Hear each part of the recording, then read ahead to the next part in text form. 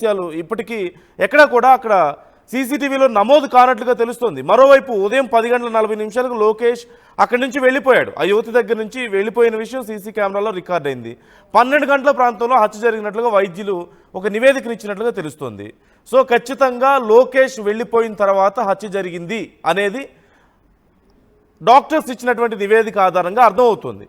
మరి మరోవైపు చూస్తే సురేంద్ర వస్తున్నాడని తెలిసే లోకేష్ వెళ్ళిపోయాడా అనే అనుమానం. ఎందుకంటే యువతిని అక్కడే ఎందుకు వదిలిపెట్టి వెళ్ళిపోతాడు అనేది అక్కడ కీలకమైనటువంటి అంశంగా ఉంది.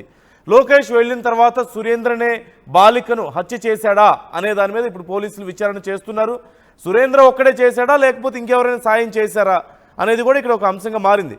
బాలిక శరీరంపై గాయాలు ఉండడంతో రకరకాల అనుమానాలు ఇక్కడ వ్యక్తమవుతున్నాయి. ప్రధానంగా లోకేష్ అయితే హత్య చేయలేదు అనేది ప్రాథమికంగా అంచనాకు వచ్చారు. డాక్టర్స్ ఇచ్చినటువంటి సర్టిఫికెట్ ఆధారంగా కూడా పోలీసులు ఈ అంచనాకు వచ్చినట్లుగా తెలుస్తుంది. లోకేష్ వెళ్ళిపోయిన తర్వాతనే ఈ హత్య జరిగింది అనేది చెప్తున్నారు. మధ్యాహ్నం 12 గంటల ప్రాంతంలో హత్య జరిగినట్లుగా తెలుస్తుంది. 10:40కే లోకేష్ వెనక్కి వెళ్ళిపోయాడు. కాకపోతే మరి యువతిని ఎందుకు సింగిల్గా అలా వదిలేసి వెళ్ళిపోయాడు ఒకదాన్ని అనేది ఒక అంశం. ఒకవేళ తన బ్రదర్ వస్తున్నాడని చెప్పేసి తెలిసే బయటికి వెళ్ళిపోయాడా లోకేష్, సురేంద్ర వస్తున్నాడని తెలిసి వెళ్ళిపోయాడా అనేది ఒక అంశం. ఒకవేళ అదే జరిగితే మరి సురేంద్ర వస్తున్న అంశం ఎక్కడా కూడా సీసీ కెమెరాలో రికార్డ్ అవ్వలేదు. ఇది అర్థం కావడం లేదు అక్కడ ఉన్నటువంటి పోలీసులకు, విచారణ చేస్తున్న వాళ్లకు. మరోవైపు సురేంద్ర చేశాడు అనడానికే కొంత ఆధారాలు ఉన్నట్లుగా తెలుస్తుంది. అలాగే ఇంకొంతమంది సాయం చేసి ఉండొచ్చు ఈ హత్యలో అనేది కూడా కొంత అనుమానిస్తున్నారు పోలీసులు. కానీ సురేంద్ర తల్లిదండ్రులు మాత్రం అంటే పరువు కోసం చేసి ఉండొచ్చు అనేది ప్రాథమికంగా వస్తున్నటువంటి అనుమానం. కాకపోతే సీసీ కెమెరాలు రికార్డ్ అవ్వలేదు సురేంద్ర వస్తున్నది. మరోవైపు పరువు కోసం ఈ హత్య చేసి ఉండొచ్చు అనేది కూడా అనుమానిస్తున్నారు. కానీ సురేంద్ర తల్లిదండ్రులు మాత్రం నా కన్న కొడుకే కూతుర్ని ఎందుకు ఇలా చేస్తాడు, ఎందుకంటే ప్రధానంగా ఆ యువతి అక్కడ వివస్త్రై ఉండడం అనేది పెద్ద ట్విస్ట్గా మారింది. ఒకవేళ సురేంద్ర హత్య చేశాడు అనే కోణంలో ఆలోచిస్తే ఆ యువతి వివస్త్ర ఎందుకుంటుంది? సొంత అన్ననే చెల్లిని అలా వివస్త్రం చేసి తనని హత్య చేస్తాడా అంటే లేదు. అలా ఎందుకు చేస్తాడు నా కొడుకు, చెల్లిని అలా ఎవరైనా చేస్తారా? ఖచ్చితంగా లోకేషే చేశాడు అని తల్లిదండ్రులు ఆరోపిస్తున్నారు. లోకేష్ను ఎన్కౌంటర్ చేయాలని చెప్పి కూడా వాళ్ళు కోరుతున్నారు. తాము చెప్పేది వినకుండా ఇష్టం వచ్చినట్లు చాలామంది చాలా రకాలుగా ప్రచారం చేస్తున్నారు దీని గురించి అని కూడా వాళ్ళు ఆవేదన వ్యక్తం చేస్తున్నటువంటి పరిస్థితి.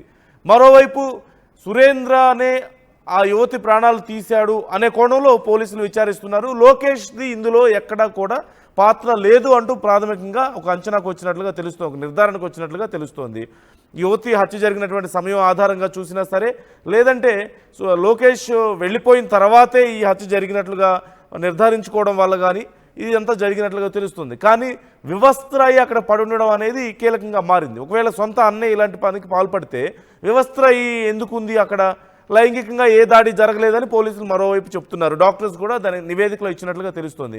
మొత్తం మీద చాలా రకాలైనటువంటి కీలక అంశాలు ఇక్కడ తెర మీదకి వస్తున్నాయి. కానీ ఎవరికి అర్థం కావడం లేదు. ఎందుకు, ఎవరు చేశారు ఈ హత్య అనేది ఖచ్చితంగా నిర్ధారణకి రాలేకపోతున్నారు, అనుమానించగలుగుతున్నారు తప్పితే. ఒకవేళ నిజంగా పరువు కోసం చేసిన హత్య సొంత అన్నయ్య ఇలా చేశాడా అనుకుంటే మరి వివస్త్ర ఎందుకు పడుంది అనేది కూడా ఇక్కడ ఒక అంశంగా మారింది. రకరకాల కోణాలు. మరోవైపు యువతిని వదిలేసి ఎందుకు లోకేష్ వెళ్ళిపోయాడు, ఒకవేళ వాళ్ళ అన్న వస్తున్నాడని ముందే గ్రహించి వెళ్ళిపోయాడా అనేది కూడా ఒక అంశం. ఒకవేళ నిజంగా వెళ్తే ఇద్దరు వెళ్తారు కదా, యువతిని అక్కడ వదిలిపెట్టి ఎందుకు వెళ్ళాలి, ఇంకెవరైనా ఇన్వాల్వ్మెంట్ ఉందా అనేది ఇక్కడ కీలక అంశం. థర్డ్ పర్సన్ ఎవరైనా సరే లోకేష్ వెళ్ళిపోయిన తర్వాత తన అన్న, యువతి అన్న వచ్చేలోపు, సురేంద్ర వచ్చేలోపు ఇంకేమైనా జరిగిందా మధ్యలో అనేది కూడా ఒక కీలకమైనటువంటి అంశంగా తెలుస్తుంది. ఈ నేపథ్యంలో పోలీసులు విచారణ చేస్తున్నారు.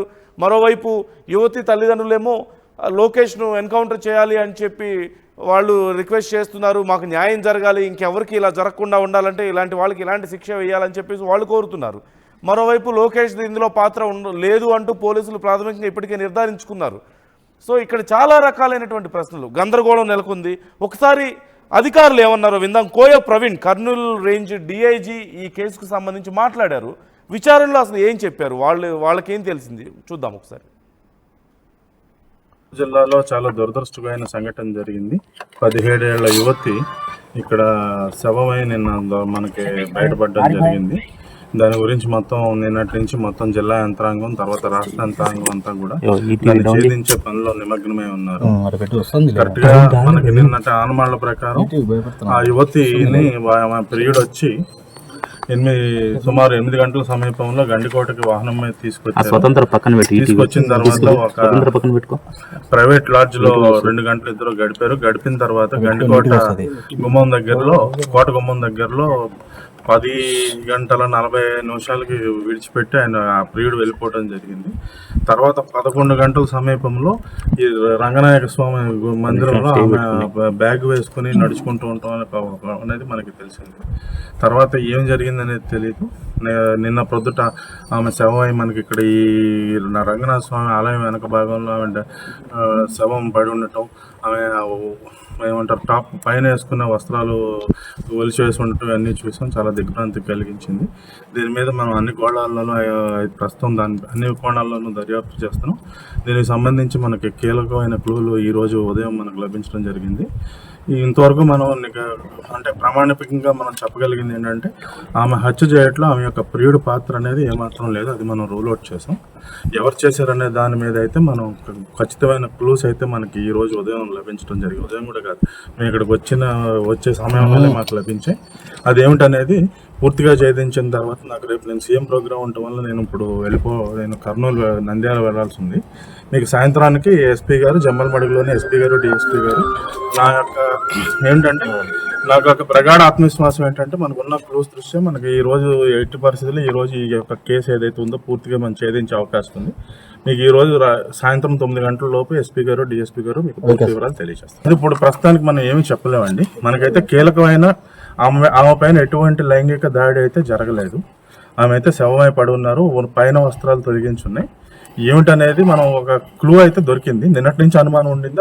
వాళ్ళు మనకు ఈ రోజు పొద్దున్న ఉదయం 11-12 టైం ఎంత ఈ రోజు అయితే ఉదయం అరౌండ్ సుమారు 12 గంటల సమయంలో కీలకమైన ఆధారాలు మనకు లభించాయి. సాయంత్రానికి మేము మా ఎస్పీ గారు డిఎస్పీ గారు పూర్తి వివరాలు మీకు తెలియపరుస్తాం. అంటే వాళ్ళ కుటుంబ సభ్యులు ఇక్కడికి వచ్చారు లోకేష్ వెళ్ళిన తర్వాత అది వచ్చారు. ఆయన వాళ్ళ పెద్దనాన్న కొడుకు అయితే రావడం జరిగింది. వచ్చి వెంటనే 20 నిమిషాల్లో వెళ్ళిపోయాడు. సో మనకు ప్రస్తుతానికి ఏమిటనేది పూర్తి తెలీదు. మాకైతే కొన్ని సర్టన్ క్లూస్ అయితే దొరికాయి. అది మీకు సాయంత్రం 9 లోపు మీకు ఎస్పీ గారు రైట్. ఆ యువతి మర్డర్ ఎలా జరిగి ఉండొచ్చు అనే దానికి సంబంధించి తమ దగ్గర ఆధారాలు ఉన్నాయని, అయితే పూర్తిగా కన్ఫర్మ్ చేసుకున్న తర్వాత ఆధారాల విషయాన్ని బయట పెడతాం, ఏమేమి ఆధారాలు ఉన్నాయి, ఎలా కన్ఫర్మ్ చేసుకున్నాం అనే వివరాలను బయట పెడతాం అంటూ కర్నూలు రేంజ్ డిఐజీ కోయ ప్రవీణ్ చెప్పినటువంటి డీటెయిల్స్ మనం చూసాం. ఆ యువతి అలాగే లోకేష్ ఇద్దరు ఒక ప్రైవేట్ లాడ్జ్కి వెళ్ళారు. అక్కడ కొంత సమయం గడిపారు. ఆ తర్వాత ఆ యువతిని వదిలేసి లోకేష్ వెళ్ళిపోయాడు అంటూ తెలుస్తుంది. మరోవైపు యువతి తర్వాత రంగనాయక స్వామి ఆలయం దగ్గర బ్యాగ్తో కనిపించిందని, మరి ఆ వెనక టెంపుల్ వెనక భాగంలో ఆ తర్వాత చూస్తే ఆ యువతి ప్రాణాలు లేకుండా అక్కడ పడి ఉండడాన్ని, మృతదేహం పడి ఉండడాన్ని గమనించామంటూ తెలుపుతున్నారు. ఈ నేపథ్యంలో మరి ఎవరు ఈలోపు ఏం జరిగింది అనేది చాలా కీలకమైనటువంటి అంశం. ఒకసారి మా ప్రతినిధి కిషోర్ మనతో జాయిన్ అవుతున్నారు. కిషోర్తో మాట్లాడదాం. కిషోర్, డీటెయిల్స్ ఏంటి? ఆధారాలు పక్కాగా మా దగ్గర ఉన్నాయి, కానీ ప్రాపర్గా కన్ఫర్మ్ చేసుకున్న తర్వాత డీటెయిల్స్ చెప్తాం అంటున్నారు. మనకి ఎంతవరకు తెలుస్తుంది? ఓవైపు యువతి తల్లిదండ్రులేమో లోకేషే చేశాడని చెప్తున్నారు, పోలీసులేమో అసలు లోకేష్కి సంబంధం లేదు, అలాగే ఎక్కడా కూడా ఈ ఫిజికల్గా తన మీద ఎక్కడ చేసినట్లుగా లేదు అనేది పోలీసులు చెప్తున్నారు. సో ఏం జరిగింది అసలు ఈ కేసుకు సంబంధించి? పోలీసుల దగ్గర ఏమేమి ఆధారాలు ఉన్నాయి? ఎప్పటిలోపు దీనికి సంబంధించి క్లారిటీ వచ్చే అవకాశం ఉంది? లోకేష్ కానీ లోకేష్ తరపున ఎవరైనా రెస్పాండ్ అయ్యారా దీనికి సంబంధించి?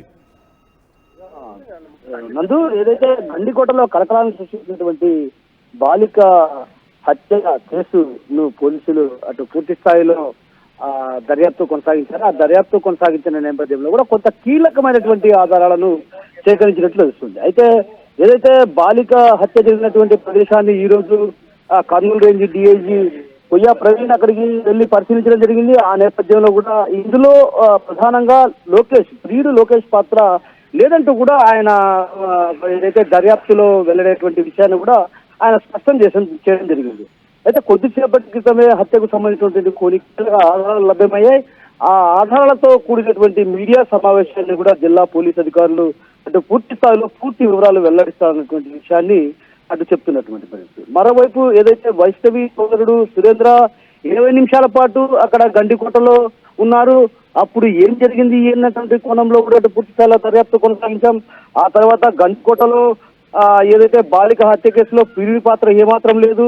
ఆ తర్వాత ఎలాంటి లైంగిక దాడి కూడా జరగలేదన్నటువంటి విషయం కూడా పోస్ట్ మార్టం రిపోర్ట్ లో వెల్లడైందన్నటువంటి విషయాన్ని కూడా ఆయన ఒకవైపు స్పష్టం చేస్తున్న పరిస్థితి. అంటే ఒకగా బాలిక లోకేష్ ఇద్దరు గండికోటలో ఉన్నటువంటి మనం ఆర్టీవీ ముందుగానే చెప్పింది, ఏదైతే గండికోటలో ఉన్నటువంటి రిసార్ట్ లో రూమ్ తీసుకున్నారు, ఆ రూమ్ లో దాదాపు గంటన్నర పాటు ఏకాంతంగా గడిపారన్నటువంటి విషయాన్ని ఆర్టీవీ ప్రధానంగా వెలుగులోకి తెచ్చింది. ఆ తర్వాత డిఐజీ ఇచ్చినటువంటి ప్రెస్ మీట్ లో కూడా దాదాపు 2 గంటల పాటు వాళ్ళిద్దరూ అక్కడ ఏకాంతంగా చర్చించుకున్నారన్నటువంటి విషయాన్ని కూడా ఆయన వెల్లడిస్తారు. అదే ప్రైవేట్ లాడ్జీలో గడిపారన్నటువంటి విషయాన్ని కూడా ఆయన స్పష్టం చేసిన పరిస్థితి.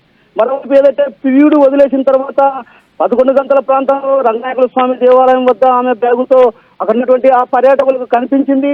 ఆ ఘటనా స్థలంలో ఉన్నటువంటి కొన్ని కీలక ఆధారాలు కూడా మేము సేకరించాం. ఆ ఆధారాలను బట్టి కొంత కేసు కూడా పూర్తి స్థాయిలో కొంత కీలకమైన సమాచారం అందిన నేపథ్యంలో, కొంత కీలకమైన ఆధారాలు లభించిన నేపథ్యంలో ఆధారాలను బట్టి తొందరలోనే ఈ కేసును పూర్తిగా ఛేదిస్తామన్నటువంటి విషయాన్ని కూడా ఆయన స్పష్టం చేసింది. అంటే ఇది ఒక రకంగా ఏదైతే దృశ్యం సినిమా తరహాలో జరిగిందన్నటువంటి భావన ఖచ్చితంగా అక్కడ ఉన్నటువంటి ఆ ప్రాంత వాసుల్లో ప్రధానంగా వినిపిస్తున్న పరిస్థితి. ఒకవైపు లైంగిక దాడి జరగలేదన్నటువంటి విషయాన్ని పోలీసులు చెప్తున్నారు. అయితే ఆ నేపథ్యంలో అక్కడ ఆమె ఏదైతే మొదటి రోజు అంటే హత్య జరిగిన తర్వాత ఆమె ఒక రకంగా బట్టలు లేని పరిస్థితి. అంటే ఈ ఘటన అంతా చూస్తుంటే ఒక రకంగా దృశ్యం సినిమాను తలపించే రీతిలో ఇక్కడ ఒక రకంగా పరువు హత్యగానే ఇక్కడ ఉన్నటువంటి స్థానికులు భావిస్తున్నారు. ఆ నేపథ్యంలోనే వీరికి కొంత కీలకమైనటువంటి ఆధారాలు ఏదైతే బాలిక హత్యకు సంబంధించి లోకేష్ ఒక్కడే వెనుదిరిగి వెళ్ళిపోవడం, ఆ తర్వాత ఏం జరిగిందన్నటువంటి విషయం పైన కూడా పోలీసులు పూర్తి స్థాయి దర్యాప్తు కొనసాగించారు. అదేవిధంగా ఏదైతే అక్కడికి దట్టమైన ప్రాంతంలో కూడా ఎవరు అక్కడికి వెళ్ళి సాహసించే పరిస్థితి కూడా లేదు. అంటే దీన్ని బట్టి చూస్తే ఆ రంగనాథ స్వామి దేవాలయం వెనుక వైపున శవమై కనిపించింది. ఆ శవమై కనిపించిన తర్వాత తన అన్న ఏదైతే ఉన్నాడో సురేంద్ర 45 నిమిషాల పాటు అక్కడ గడిపారు. ఆ 45 నిమిషాల్లో ఏం జరిగింది, ఆ 45 నిమిషాల్లో సురేంద్ర ఎక్కడున్నాడు ఏంటన్నటువంటి కోణంలో కూడా అటు పూర్తి స్థాయిలో పోలీసులు అటు క్షుణ్ణంగా దర్యాప్తు చేసేవారు. అంటే ఒక రకంగా అటు పూర్తి స్థాయిలో దర్యాప్తు చేసిన నేపథ్యంలో అక్కడటువంటి పర్యాటకులు కావచ్చు తర్వాత వాళ్ళు కూడా అక్కడ సురేంద్రను గమనించాలన్నటువంటి విషయాన్ని కూడా అటు పోలీసుల విచారణలో వెల్లడింది. అంటే దీన్ని బట్టి చూస్తే ఖచ్చితంగా ఇందులో ఏదో కీలకమైనటువంటి మలుపే తిరిగే అవకాశాలు ఉన్నాయన్నటువంటి భావంతో కూడా అటు లోతుగా పోలీసులు దర్యాప్తు కొనసాగించారు. దర్యాప్తులో కూడా కొంత కీలకమైనటువంటి ఆధారాలను సేకరించారు. ఆ ఆధారాన్ని బట్టి చూస్తే మాత్రం ఖచ్చితంగా యువతి పేరెంట్స్ ఏమో లోకేషే చేశాడు, ఖచ్చితంగా అతన్ని ఎన్కౌంటర్ చేయాలని చెప్పి వాళ్ళు కోరుతున్నట్లుగా తెలుస్తుంది. అంటే వాళ్ళ దగ్గర ఏమైనా ఆధారాలు ఉన్నాయా అసలు లోకేష్ చేసినట్లు, లేదంటే ఇంకేదైనా కారణం ఉందా లోకేష్ మీద ఇలా అడగడానికి వాళ్ళు? ఖచ్చితంగా ఎందుకంటే లోకేష్ హత్య చేశాడని తల్లిదండ్రులు ఆరోపించడంలో ఒక వాదన ఉంది. ఎందుకు వాదన ఉందంటే లోకేష్ తో గతంలో ఈ ప్రేమ వ్యవహారం నడిపింది. ఆ తర్వాత ప్రేమ వ్యవహారంలో వీరిద్దరి మధ్య వార్నింగ్స్ వచ్చాయి. వార్నింగ్స్ వచ్చిన తర్వాత కూడా ఇంట్లో తల్లిదండ్రులు కూడా మందలించారు. రకంగా తండ్రిపై ప్రమాణం చేసింది, తాను ఇకపై అతని వైపు చూడను, అతనితో పాటు ఉండాలన్నటువంటి విషయాన్ని స్పష్టం చేసింది. ఈ క్రమంలో ఏం చేసిందంటే ఒక్కసారిగా తనతో తరచుగా ఉండడానికి కొంత బెదిరిస్తున్నాడు అన్నటువంటి వాదనలు కూడా బలంగా వాళ్ళ తల్లిదండ్రులు చెప్పినటువంటి ఏదైతే తాను నువ్వు రాకపోతే నన్ను ప్రేమించకపోతే చేయకొసుకుంటాను ఇలాంటి వాదనల్ని కూడా వినిపించిన నేపథ్యంలో ఒక్కసారిగా ఆమె భయపడి ఉంటుందన్నటువంటి భావన తల్లిదండ్రులు వ్యక్తం చేశారు.